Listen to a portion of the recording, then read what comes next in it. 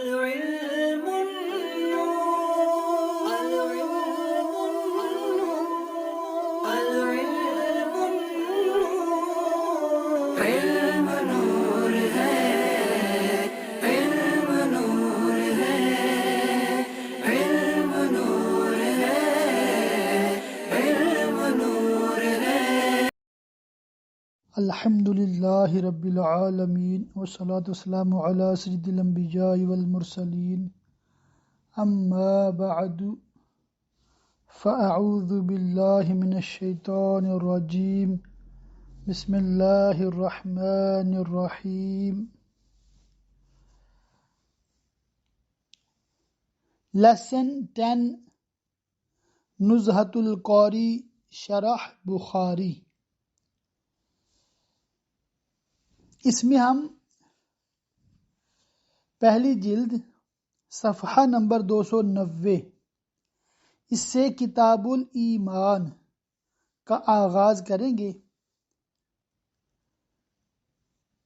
اسی صفحہ کے آخر میں عنوان ہے ایمان بنیاد ہے۔ یہاں سے ہم پڑھیں گے، توجہ کے ساتھ سماعت فرمائیں، ساتھ ساتھ ویڈیو دیکھتے جائیں کہ اللہ کی رحمت سے یہ جو آڈیو میں لیسن ہے آپ کو ساتھ ساتھ ویڈیو میں وہ بک کا پیج بھی نظر آ رہا ہے، تو جو لفظ میں پڑھوں گا انشاءاللہ تعالی وہ لفظ آپ کو اسکرین پر بھی لکھا ہوا نظر آئے گا۔ تو یہ ویڈیوز اب ہیں واچ اینڈ لسن، دیکھیے اور سنیے، سیم ٹائم آپ نے لکھا ہوا دیکھنا بھی ہے، ساتھ ساتھ سننا ہے کہ کس لفظ کو کیسے بیان کیا جا رہا ہے، کون سا مسئلہ کیسے سمجھایا جا رہا ہے، کس حدیث کے بارے میں کیا شرح بیان ہو رہی ہے۔ اپنا ذہن نہیں بنانا۔ ہم نے علماء اہل سنت جو ہمارے بریلوی علماء ہیں ان کی تحقیقات پہ آنکھیں بند کرنی ہیں، یعنی کہ جو انہوں نے بتا دیا وہ ہم نے اپنے سینوں میں محفوظ کرنا ہے، اور یہ علم پھر آگے ہم نے لوگوں تک پہنچانا ہے۔ تو ہم ان ہمارے بزرگ علماء سے علم دین سیکھ رہے ہیں، جو انہوں نے سیکھا، جو انہوں نے سمجھا وہ بہترین سمجھا ہے، اور یہ وہ بزرگ ہیں جو مستند ترین بزرگ ہیں اور صاحب مزار بزرگ ہیں۔ تو انہی میں سے ہمارے اعلیٰ حضرت علیہ رحمہ ہیں جنہوں نے کنز الایمان لکھا۔ اسی میں ہمارے سید نعیم الدین مراد آبادی علیہ رحمہ ہیں جنہوں نے تفسیر خزائن العرفان لکھی، اور آج جن کی کتاب ہم پڑھ رہے ہیں وہ ہیں حضرت علامہ مولانا مفتی شریف الحق امجدی علیہ رحمہ، جو انڈیا میں بلا مبالغہ سینکڑوں علماء کے استاذ ہیں، سینکڑوں مفتیان کرام کے وہ استاذ ہیں۔ تو بہت ہی مستند ہے ان کی کتاب، تو ہم ان کو الحمدللہ رب العالمین پڑھ رہے ہیں۔ اللہ کی رحمت سے انشاءاللہ تعالی اس کا بھی ختم ہوگا، تو توجہ سے سماعت کریں اور سمجھتے جائیں۔ پھر بعد میں جب سن لیا دیکھ لیا تو پھر PDF جو آپ کو بھیجی پڑھ کے اپنی آواز میں ریکارڈ کر کے مجھے بھیجنا ہے، اور جو ریکارڈنگ کر کے نہیں بھیج سکتے تو وہ جو سنا ہے انہوں نے، جو پڑھا ہے انہوں نے، وہ چند لفظوں میں لکھ کر بتا دیں کہ آج کے سبق میں کیا پڑھا کیا سنا، یا تحریر پڑھتے ہیں تو وہ بتا دیں کہ آج کے سبق میں انہوں نے کیا سیکھا کیا سمجھا۔ صرف یہ لکھ دینا سبق سن لیا یہ کافی نہیں ہے۔ یاد رہے جو ریگولر سبق سنتے ہیں سناتے ہیں یا کم از کم بتاتے ہیں، صرف انہی کے ٹیسٹ ہوں گے جن کے ٹیسٹ ہوں گے اور وہ کامیاب ہوں گے انشاءاللہ تعالی۔ انہی کو عالم کورس اردو کی سند بھی جاری کی جائے گی اللہ کی رحمت سے انشاءاللہ تعالی۔ ایمان بنیاد ہے۔ انسان جن چیزوں کا شرعاً مکلف ہے اس کی 2 قسمیں ہیں، یا تو اس کا صدور دل سے ہوگا یا اس کا صدور دیگر اعضاء سے۔ اول ایمان ہے، ثانی اعمال یا اقوال، یعنی کہ وہ چیزیں جن کا صدور دل سے ہوگا ایمان ہے، جن کا صدور اعضاء سے ہوگا اعمال ہے۔ سارے اعمال و اقوال کی بنیاد کیا ہے؟ ایمان ہے۔ اگر ایمان نہ ہو تو سارے اعمال حسنہ و اقوال صالحہ کل عدم۔ کل عدم کا مطلب ہوتا ہے کہ گویا کہ ہے ہی نہیں۔ ارشاد ہے، ترجمہ، کافروں نے جو کچھ کیا تھا ہم نے ان سب کو بکھرے ہوئے ذرے بنایا، کام کریں، مشقتیں جھیلیں، بھڑکتی آگ میں بھونیں۔ اس لیے امام بخاری نے کتاب الایمان کو سب پر مقدم فرمایا۔ صفحہ 291 پر ہے۔ ایمان کی تعریف۔ ایمان کے لغوی معنی کسی بات کو سچ ماننے کے ہیں۔ قرآن کریم میں برادران یوسف علیہ السلام کا قول مذکور ہے، وَمَا أَنْتَ بِمُؤْمِنٍ لَنَا، آپ ہمارا یقین نہیں کریں گے۔ اصطلاح شریعت میں تمام ضروریات دین کو دل سے سچا ماننے اور زبان سے ان کی سچائی کے اقرار کرنے کو ایمان کہتے ہیں۔ پہلے تو لغوی معنی بیان ہوئے، کسی بات کو سچ ماننا یہ ایمان ہے۔ اب شریعت میں ایمان کی کیا تعریف ہے؟ تمام ضروریات دین کو دل سے سچ ماننے اور زبان سے ان کی سچائی کے اقرار کرنے کو ایمان کہتے ہیں۔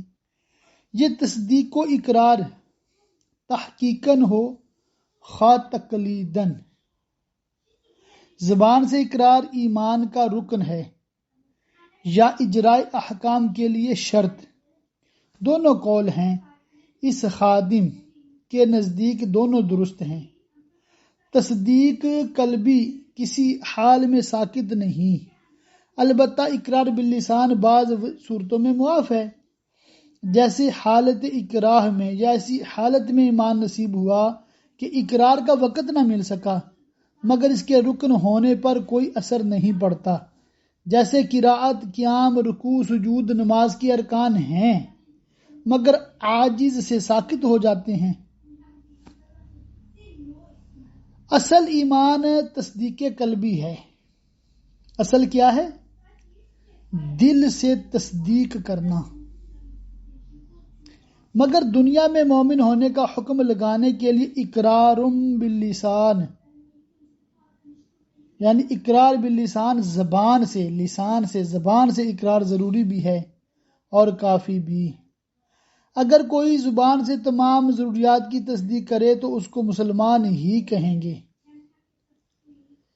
باطن کا حال اللہ عز و جل کے سپرد ہے۔ آگے ایک عنوان ہے، ایمان گھٹتا بڑھتا ہے یا نہیں؟ دوسرا ہے، اعمال ایمان کے جز ہیں یا نہیں؟ ایمان کے سلسلے میں کثیر اختلافات ہیں، ان میں بنیادی اختلاف دو ہیں، اعمال و اقوال ایمان کے جز ہیں یا نہیں، ایمان گھٹتا بڑھتا ہے یا نہیں۔ امام مالک، امام شافعی، امام احمد و جمہور محدثین اعمال و اقوال کو ایمان کا جز مانتے ہیں، اور امام اعظم و جمہور متکلمین و محققین محدثین اعمال و اقوال کو ایمان کا جز نہیں مانتے۔ اسی کی فرع ایمان کے گھٹنے بڑھنے کا بھی مسئلہ ہے۔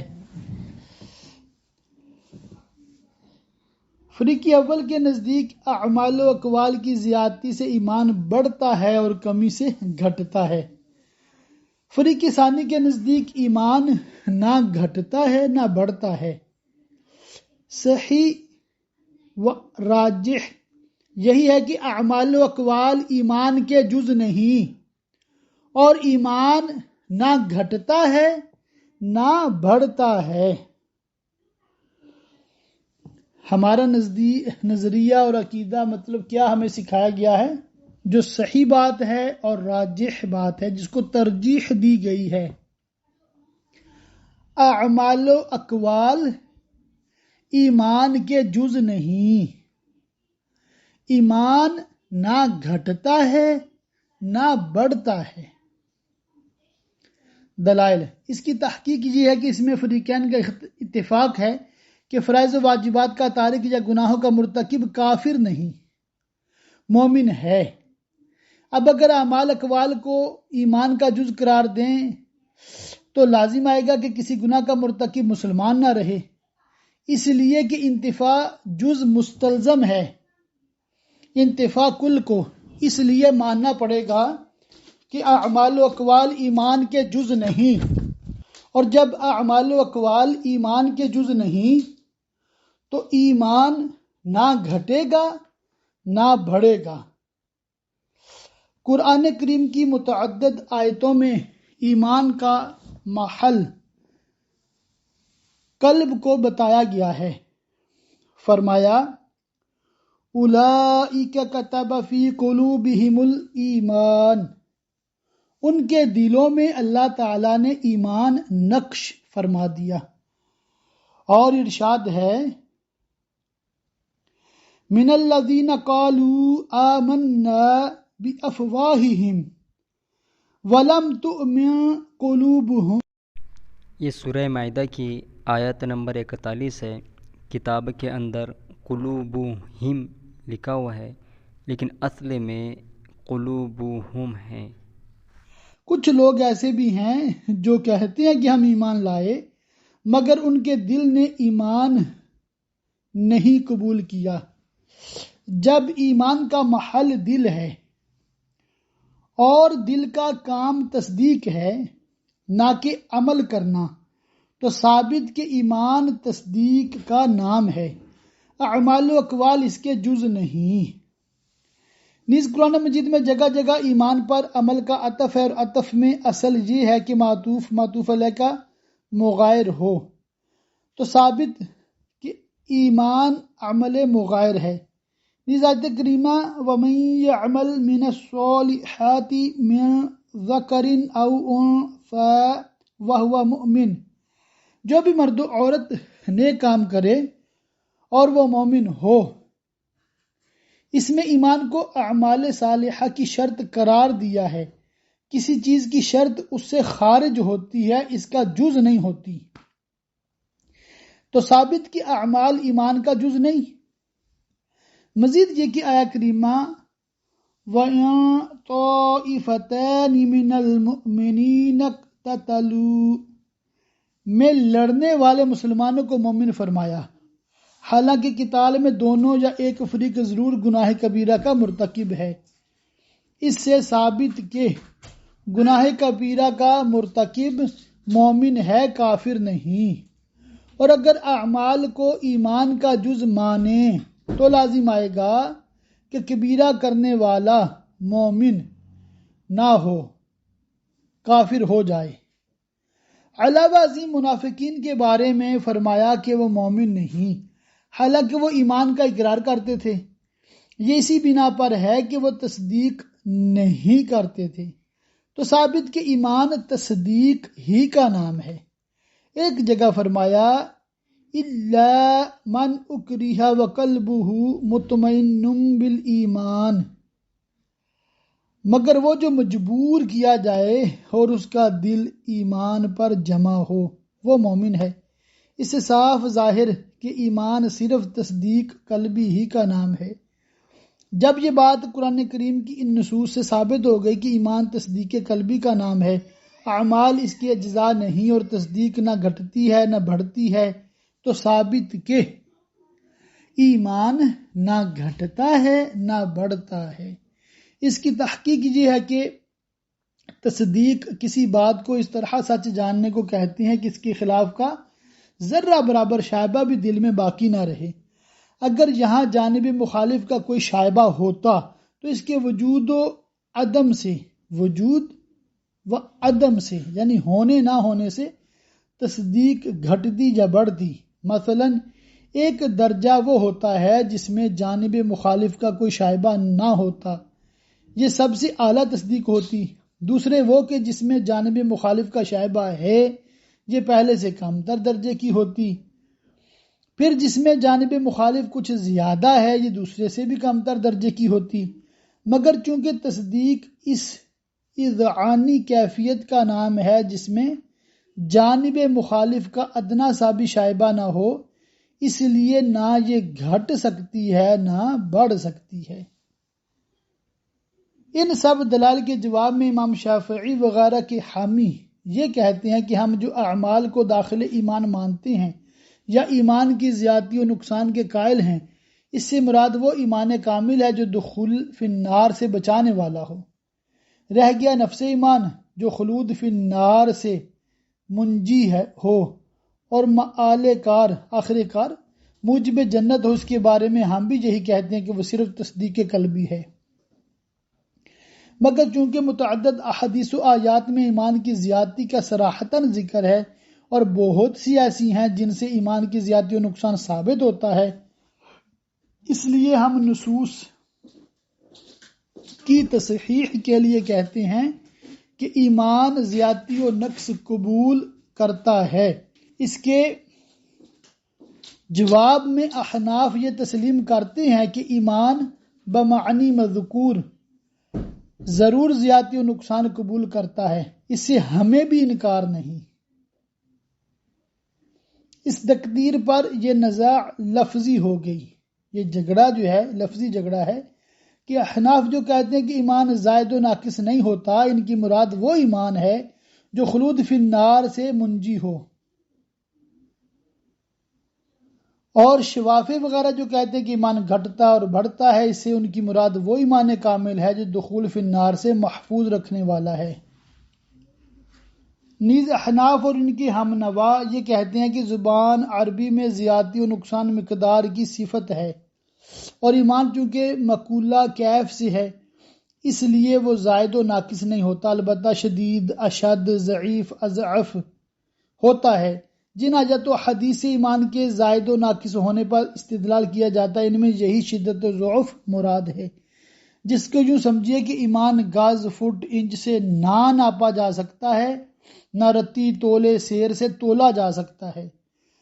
اگر وہ گز، فٹ، انچ سے ناپا جا سکتا یا تولا جا سکتا مثلا تو ضرور زائد و ناقص ہوتا، کسی کا ایمان گز برابر کسی کا انچ بھر ہوتا، یا کسی کا تولے بھر کسی کا چٹانک بھر، مگر چونکہ نہ یہ ناپا جا سکتا ہے نہ تولا جا سکتا ہے، اس لیے زیادت و نقصان سے متصف نہ ہوگا، البتہ قوی، اقوا، ضعیف، اضعف ہوگا۔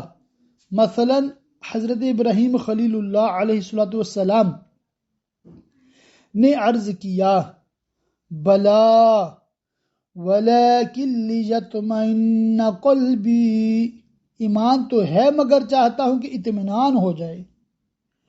تمانیت تصدیق سے زائد کوئی چیز نہیں، تصدیق ہی کی اعلیٰ ترین قسم ہے۔ مثل مشہور ہے، شنیدہ کے بود مانند دیدہ۔ ہمیں حرمین طیبین کے وجود کا یقین کامل ہے، مگر دیکھنے پر جو بات ہوگی وہ اس وقت نہیں۔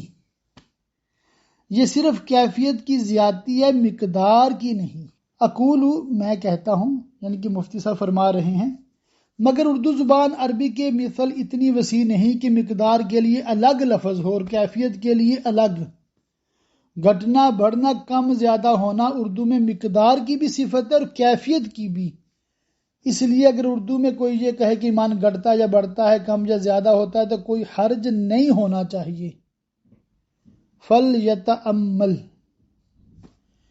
یعنی کہ اردو میں ہم اگر کہہ دیتے بھی یہ بیان سن کے میرا ایمان تازہ ہو گیا، میرا ایمان بڑھ گیا، تو اس میں کوئی حرج نہیں ہونا چاہیے، مفتی صاحب یہ فرما رہے ہیں۔ مگر اصل جو ہمارا جو اختلافی مسئلہ ہے، اس کے اعتبار سے ایمان نہ گھٹتا ہے نہ بڑھتا ہے، اور اعمال ایمان کا جز نہیں ہے، یہاں تک یہی بحث ہو رہی ہے۔ یقین جانے یہ 2-3 صفحات جو ہیں نا، یہ آپ کو سینکڑوں کتب سے مستغنی کر رہے ہیں۔ یہ 2-3 صفحات لکھنے کے لیے ہمارے علماء نے صدیوں کی کتابوں کو کھنگالا ہے، پڑھا ہے، پرکھا ہے، آبزرویشن ہیں، ریسرچ ہیں، ایسیز کیا مطلب انہوں نے بہت کچھ بحث مباحثے مناظرے بہت کچھ ہونے کے بعد یہ چیزیں فیصلہ طے پائے ہیں۔ تو ہمارے لیے گویا کہ یہ نا مطلب بالکل ٹو دی پوائنٹ جو ہمیں پریکٹیکلی سوچنا ہے، جو ہمیں پریکٹیکلی کرنا ہے، یہ ہمیں ان کتابوں کی مدد سے سیکھنے کو مل رہا ہے۔ اور اگر ہم خود کسی تحقیق میں پڑھیں گے کم علم کم نظر تو نقصان ہی نقصان اٹھائیں گے۔ اس لیے ہمیں ہمیشہ اپنے علماء اہل سنت کے پیچھے پیچھے چلنا ہے۔ علاوہ ازیں احناف یہ بھی فرماتے ہیں کہ ایک ایمان اجمالی ہے، مثلا اجمالی طور پر یہ یقین کرنا کہ مذہب اسلام حق ہے، دوسرے تفصیلی یعنی تمام ضرورت دین کو مفصلاً حق ماننا، مثلا اللہ ایک ہے، وحدہ لا شریک ہے، حی و قیوم ہے اور خالق و رزاق ہے، وغیرہ وغیرہ۔ یہ بدیہی بات ہے کہ ایمان اجمالی میں گھٹنے بڑھنے کا سوال ہی نہیں۔ ایمان تفصیلی ضرور گھٹتا بڑھتا ہے، اس سے انکار بداہت کا انکار ہے۔ اقول یہ بنظر دقیق ایمان کی کمی زیادتی نہیں بلکہ متعلق ایمان کی کمی زیادتی ہے، یعنی ان باتوں کی کمی زیادتی جن پر ایمان لایا گیا، یعنی مومن بھی کی، اور یہی مراد ان آیتوں اور احادیث سے ہے جن سے صراحتاً یا کسی طرح ایمان کی کمی زیادتی سمجھی جاتی ہے۔ مثلا آیا کریمہ وَإِذَا تُلِيَتْ عَلَيْهِمْ آيَاتُنَا زَادَتْهُمْ إِيمَانًا، جب ان پر ہماری آیتوں کی تلاوت کی جاتی ہے تو ان کا ایمان زائد ہو جاتا ہے۔ ظاہر ہے کہ آیات خود ایمان نہیں، مؤمن بہا ہیں، یعنی ایمان کے متعلق ہیں، ان پر ایمان لایا گیا ہے، اس لیے یہاں زیادتی سے مراد وہی مومن بہی کی زیادتی ہے۔ مصدر بمعنی مفعول بہی شائز آئے ہے۔ ضروریات دین کسے کہتے ہیں، اب یہ بیان اور ٹاپک ہے۔ ایمان کی تعریف میں جو ضروریات دین کا لفظ آیا، اس سے مراد وہ دینی باتیں ہیں جن کا دین سے ہونا ایسی قطعی یقینی دلیل سے ثابت ہو جس میں ذرہ برابر شبہ نہ ہو، اور ان کا دینی بات ہونا ہر عام و خاص کو معلوم ہو۔ خواص سے مراد علماء ہے اور عوام سے مراد وہ لوگ ہیں جو عالم نہیں مگر علماء کی صحبت میں رہتے ہیں۔ اس بنا پر وہ دینی باتیں جن کا دینی بات ہونا سب کو معلوم ہے مگر ان کا ثبوت قطعی نہیں، تو وہ ضروریات دین سے نہیں۔ مثلا عذاب قبر، اعمال کا وزن، یوں ہی وہ باتیں جن کا ثبوت قطعی ہے مگر ان کا دین سے ہونا عوام و خواص سب کو معلوم نہیں، تو وہ بھی ضروریات دین سے نہیں۔ جیسے سلبی بیٹیوں کے ساتھ اگر پوتی ہو تو پوتی کو چھٹا حصہ ملے گا، یہ وراثت کا مسئلہ ہے۔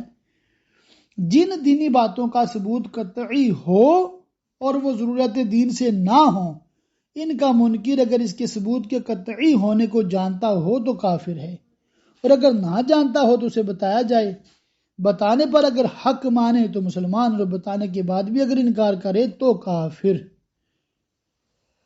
وہ باتیں جن کا دین سے ہونا سب کو معلوم ہے مگر ان کا ثبوت قطعی نہیں، ان کا منکر کافر نہیں۔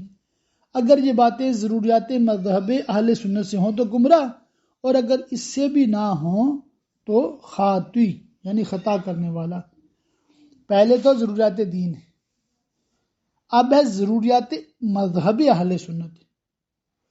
مذہب اہل سنت کی ضروریات کا مطلب یہ ہوتا ہے کہ اس کا مذہب اہل سنت سے ہونا سب عوام و خواص اہل سنت کو معلوم ہو، جیسے یہی عذاب قبر، اعمال کا وزن۔ تعلیقات، یہ بہت عمدہ ایک مطلب چیز ہے۔ پہلے تو ہم حدیث کا لفظ سنتے ہیں نا، اب ہے تعلیقات۔ تعلیق یہ کیا ہوتی ہے یہ سنیں۔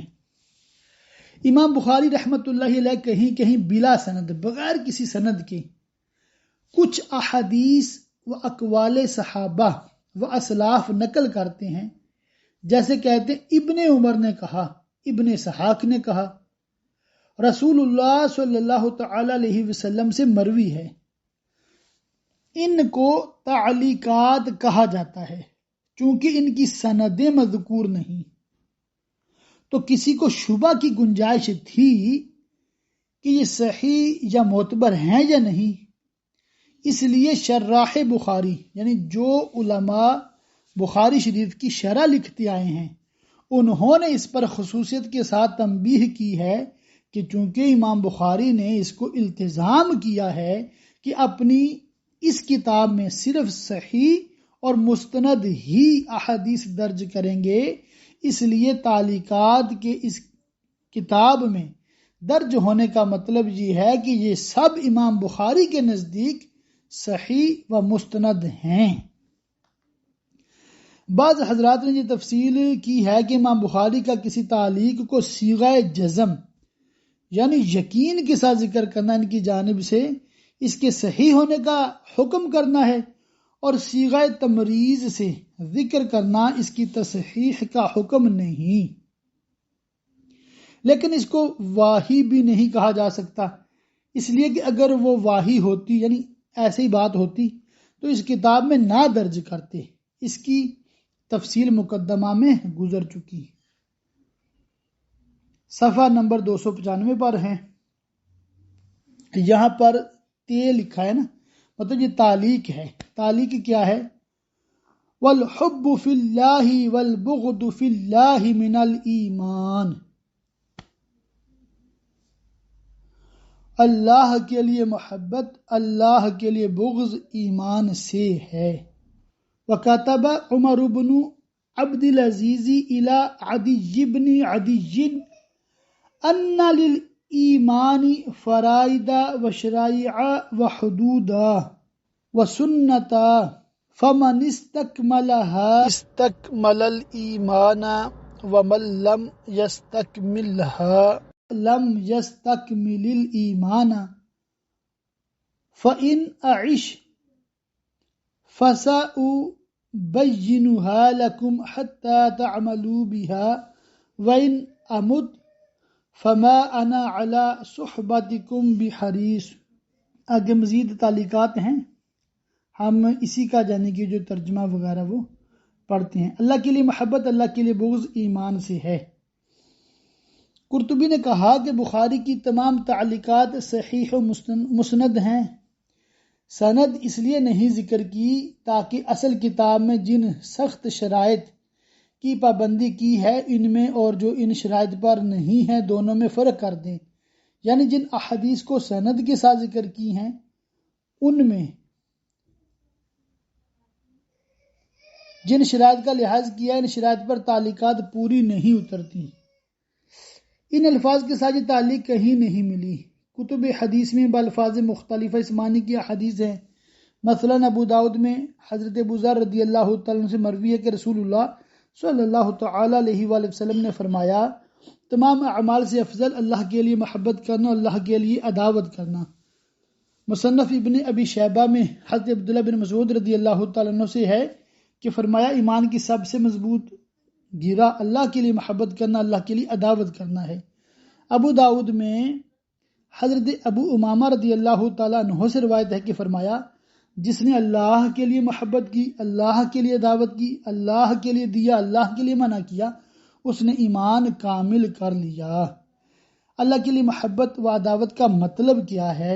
اللہ کے لیے محبت کا مطلب یہ ہے کہ کسی سے اس لیے محبت کی جائے کہ وہ دیندار ہے، اور اللہ کے لیے عداوت کا مطلب یہ کہ کسی سے عداوت ہو تو اسی بنا پر ہو کہ وہ دین کا دشمن ہے یا دیندار نہیں۔ اسی طرح اللہ کے لیے دینے اور منع کرنے کا بھی مطلب یہ ہے کہ کسی کو کچھ دے تو اللہ کی رضا مطلوب ہو، اور کسی کو کچھ دینے سے انکار کرے تو اس سے بھی اللہ کی خوشنودی مقصود ہو۔